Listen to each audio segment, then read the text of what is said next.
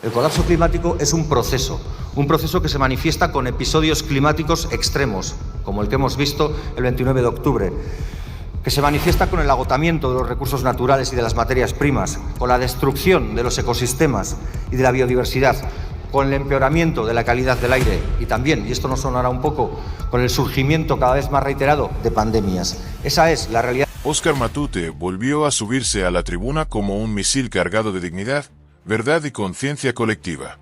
Pero esta vez no fue solo un discurso. Fue una denuncia demoledora contra la irresponsabilidad política, la hipocresía institucional y el negacionismo criminal. Porque mientras miles de valencianos siguen quitando barro de sus casas, el Partido Popular monta un espectáculo grotesco en el Congreso, tratando de desviar la atención y proteger a Carlos Mazón, el presidente que aún no puede explicar qué hacía, ni dónde estaba, durante las horas más trágicas de la Dana. Matute no se anduvo con rodeos. Si Mazón quiere seguir inventando excusas, ya solo le queda decir que fue abducido por un agujero negro y trasladado a otra dimensión. Así de ridículo es el nivel de evasión de responsabilidades que hemos presenciado. Pero Matute fue mucho más allá. Denunció la necropolítica, el colapso climático, la destrucción planificada del sector público y la subordinación de la vida a los intereses económicos de las élites.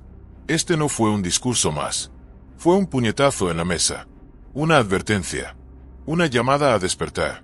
Porque lo que está en juego no es una legislatura, sino la vida. Y ya no valen excusas, solo respuestas.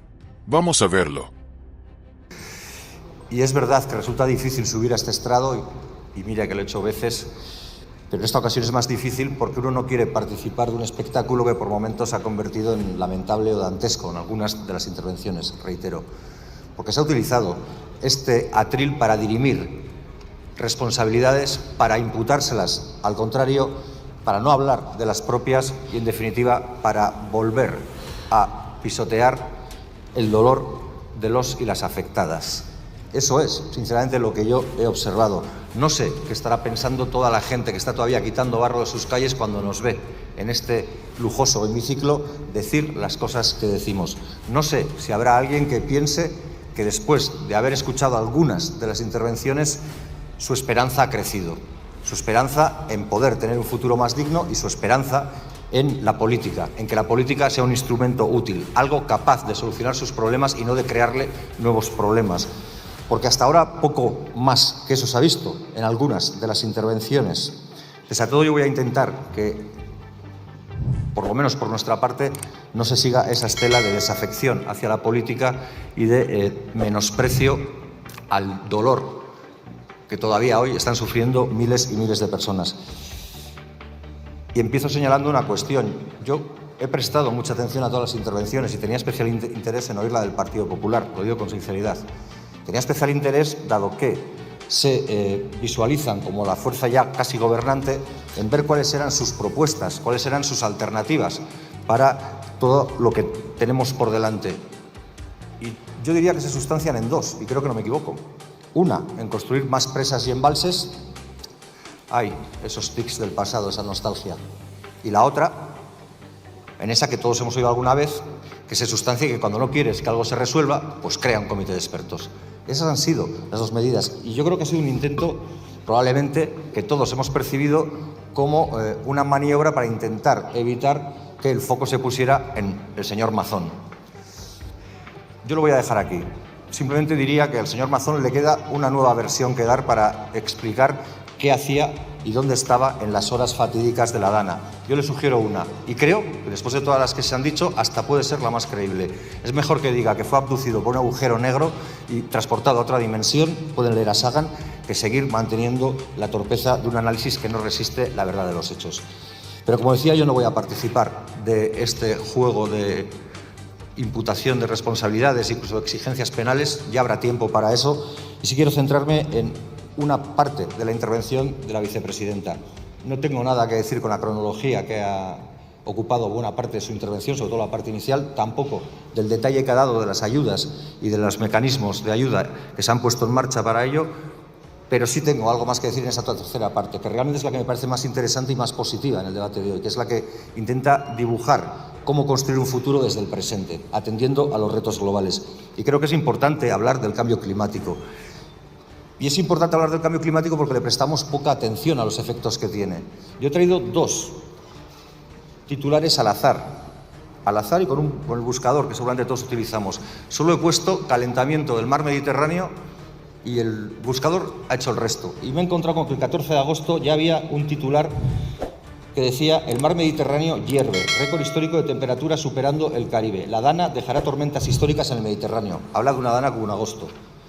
Pero luego la segunda búsqueda era del 17 de septiembre, la noticia, y decía: el mar Mediterráneo a más de 25 grados, un imán para las lluvias torrenciales en esta época.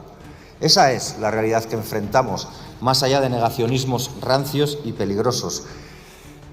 Y junto a ese reto que tenemos con el cambio climático, lo que hace falta son medidas profundas, porque seguramente todos estamos de acuerdo, bueno, todos, la mayoría, estamos de acuerdo en ver la peligrosidad del cambio climático para nuestras vidas y para el futuro del planeta, pero probablemente nos falte detallar con más claridad qué es lo que vamos a hacer y cómo lo vamos a hacer. Probablemente porque implica cambios en nuestras formas de vida y porque implica seguramente mucha pedagogía, y eso es algo que, además de cansar, a veces comporta riesgos en forma de incomprensión o de retiradas de apoyos. El otro elemento del que quiero hablar es el que tiene que ver con la transición energética, con la descarbonización de la economía.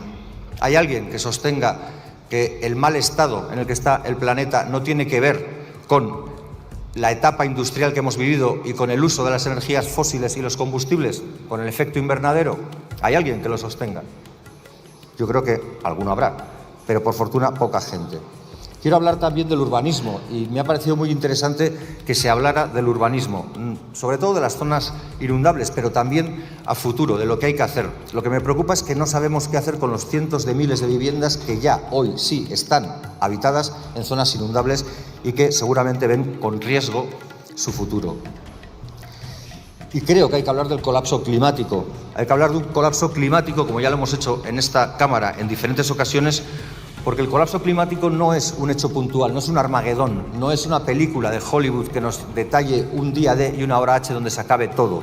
El colapso climático es un proceso que se manifiesta con episodios climáticos extremos, como el que hemos visto el 29 de octubre, que se manifiesta con el agotamiento de los recursos naturales y de las materias primas, con la destrucción de los ecosistemas y de la biodiversidad, con el empeoramiento de la calidad del aire y también, y esto nos sonará un poco, con el surgimiento cada vez más reiterado de pandemias. Esa es la realidad del mundo que estamos dejando que se vaya a la ruina. Y por eso lo que toca es acelerar los objetivos de la Ley de Cambio Climático y de Transición Energética. Nos hemos peleado en esta Cámara sobre si subir 5 puntos porcentuales era mucho o era poco, sobre si incomodaba mucho o poco a las grandes industrias. Quizás todos hayamos aprendido una lección, o deberíamos.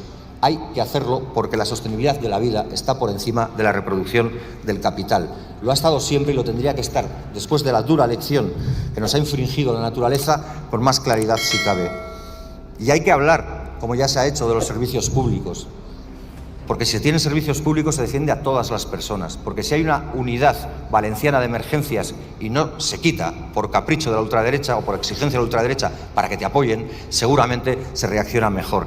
Y hay que hablar también de la voracidad empresarial que obliga a la gente a estar en puestos de trabajo cuando debería estar resguardándose en su casa. Y todos hemos visto las furgonetas de reparto, pese a las ayudas que luego dé para lavar su conciencia.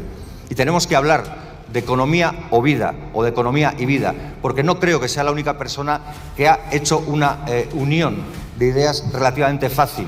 Y es que cuando los responsables del Gobierno de Valencia tienen intereses y tienen procedencias ligadas al turismo, que es tan importante en el PIB, alguno quizás tuvo miedo a ir más allá porque se venía un puente y porque había muchos millones de personas que tenían que levantar esa comunidad y gozar de sus playas o de sus paseos. Eso fue una temeridad.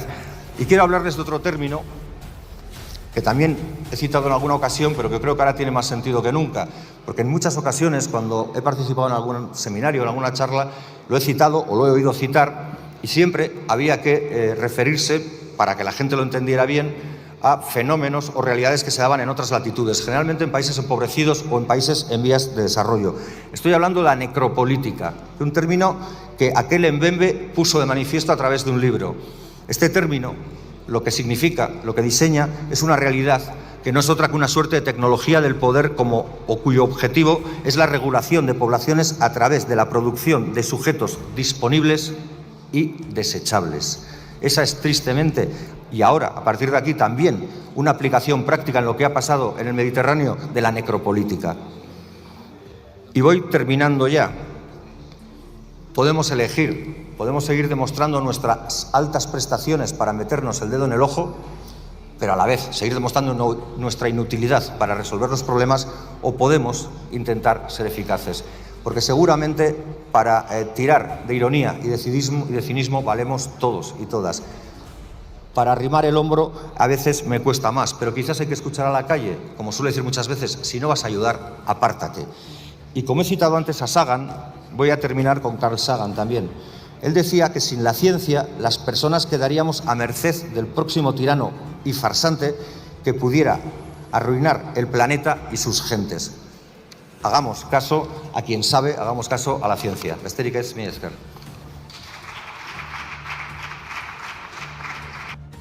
Cuando Óscar Matute toma la palabra, lo hace para decir lo que muchos piensan, pero pocos se atreven a gritar. Esta vez, desde el atril del Congreso, desnudó sin anestesia la vergüenza política que representa Carlos Mazón, un presidente que ha ofrecido más versiones sobre su paradero durante la dana que un trilero en plena faena. ¿Dónde estaba Mazón cuando se desató el infierno?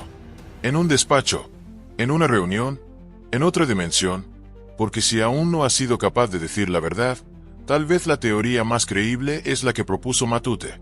Fue abducido por un agujero negro y trasladado a otra galaxia.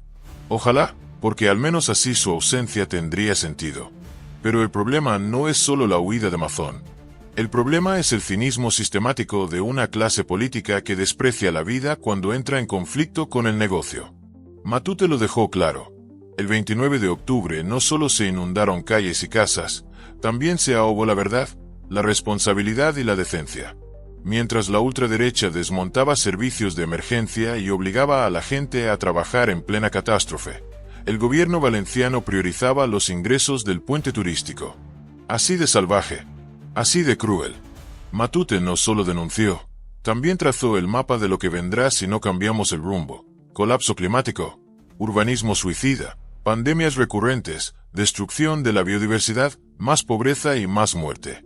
Habló del colapso climático no como un futuro lejano, sino como un presente que ya vivimos. Un presente donde los mares hierven, donde los bosques arden, donde el aire mata. Y aún así, seguimos discutiendo si se deben subir 5 puntos a las grandes industrias. Como si la sostenibilidad de la vida pudiera ser negociada. Y fue más allá, denunció la necropolítica. Ese poder oculto que decide quién puede vivir y quién puede morir, quién es útil para el capital y quién es desechable. Porque sí, eso es lo que pasa cuando un gobierno decide dejar a miles de personas sin alerta, sin protección y sin alternativas. Cuando el cálculo económico pesa más que la vida humana. Cuando el turismo importa más que el derecho a sobrevivir. Matute no vino a hacer teatro. Vino a decirnos que ya no hay tiempo. Que la ciencia lleva años gritando lo que la política tapa con ruido. Que si no escuchamos a quienes saben, quedaremos a merced del próximo farsante que venga a arruinarnos, como advertía Carl Sagan. Esta conclusión no es un cierre. Es una alarma. Una bocina ensordecedora que exige despertar de una vez. Porque el barro se seca, las calles se limpian, pero las víctimas no resucitan. Y la memoria no se borra.